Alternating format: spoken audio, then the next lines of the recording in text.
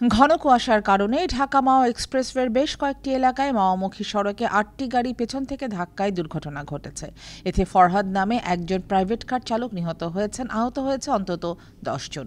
নিহত ফরহাদ ফরিদপুর উপজেলার চরদুয়ার গ্রামের নুরু মিয়ার ছেলে। রবিবার ভোর ৬টা থেকে ৭:৩০টার মধ্যে মহাসড়কের শিকারপুর আন্ডারপাস, নিমতলা, হাসারা ও চালতিপাড়া এলাকায় এসব দুর্ঘটনা ঘটে। এতে পদ্মা সেতুমুখী যান চলাচল বন্ধ হয়ে যায়। পরে ফায়ার সার্ভিস ও হাইওয়ে পুলিশ উদ্ধার কাজ শুরু করলে ২ ঘণ্টা পর সীমিত আকারে যান। বিষয়টি নিশ্চিত করে হাসারা হাইওয়ের পুলিশ অফিসার ইনচার্জ আবুল কাদের জিলানী জানান, আজকে ভোর ৬:০০ সময় প্রচণ্ড কুয়াশা ছিল রাত্রেবেলা এবং ভোরবেলা।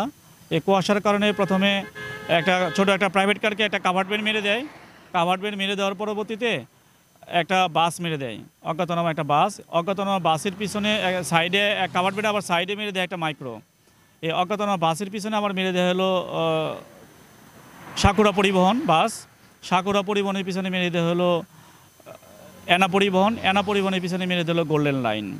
তা আমি এসে তিন গাড়ির যাত্রীদেরকে আমরা বিভিন্ন গাড়িতে শিফটিং করে দেই। যাত্রীরা কেউ আহত হয় নাই। আর প্রাইভেট কারে যে যাত্রী ছিল, আমাদের আগের টিম প্রথম রেসপন্স যে করেছিল, সে টিম আমাদেরকে দ্রুত প্রাইভেট কারের চালককে শ্রীনগর হসপিটালে প্রেরণ করে। এর পরবর্তীতে আমরা এই গাড়িগুলোকে রেকারিং করে দ্রুত রাস্তাকে অপসারণ করে রাস্তা থেকে সরে আগে যানজট নিরসন করি। মোটামুটি এখন যানজট নিরসন টোটালি ক্লিয়ার হয়ে গেছে।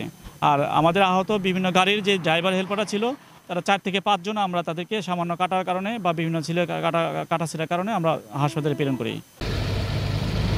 সকালবেলা আমরা একটা দুর্ঘটনার সংবাদ পাই। সংবাদ পেয়ে এসে ঘটনাস্থলে এসে দেখি যে বেশ কয়েকটা গাড়ি, প্রায় 10টার মতো গাড়ি একে অপরকে পিছনের দিকে মেরে দিয়েছে এবং এর কারণে দীর্ঘ একটা যানজটের সৃষ্টি হয়েছে। ঘটনাস্থলে পৌঁছেই আমরা আহত পাই, তাদেরকে আমরা স্থানীয় হসপিটালে প্রেরণ করেছি। আনুমানিক ১০-১৫ জন আহত আমরা নিজেরাই উদ্ধার করেছি। এছাড়াও আরও কিছু আহত ছিল, তাদেরকেও আমরা স্থানীয়রা উদ্ধার করেছে এবং আমরা যারা এখানে যাত্রী ছিল ঢাকা থেকে বিভিন্ন যে পরিবহনের কাউন্টারের সাথে আমরা যোগাযোগ করে খালি বাস এনে ওই আটকে পড়া যাত্রীদেরকে তাদের গন্তব্যস্থলে প্রেরণ করে দিয়েছি।